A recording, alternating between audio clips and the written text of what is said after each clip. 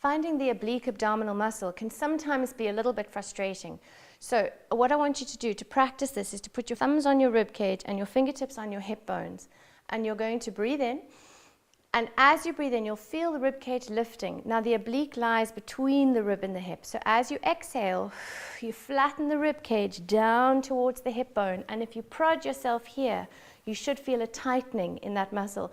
Now don't worry about it if you can't feel it in the beginning, because sometimes the oblique abdominal actually takes a good 6 weeks, but when you find it, you'll never forget it.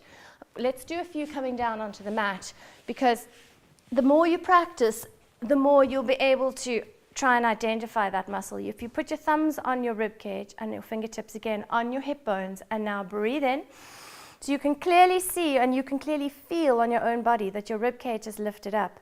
Now as you exhale, flatten the rib down towards the hip, and as you do that, you're actually going to be gently imprinting your back into the mat.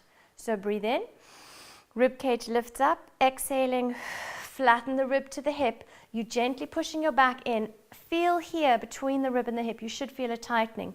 What you don't want to do is breathe in and then exhale, tilt your hip bones. Okay, so you're not bringing the hip to the rib, you're bringing the rib down towards the hip and ever so slightly imprinting the spine. In other words, pulling the spine down into the mat, not arching and having this big gap here.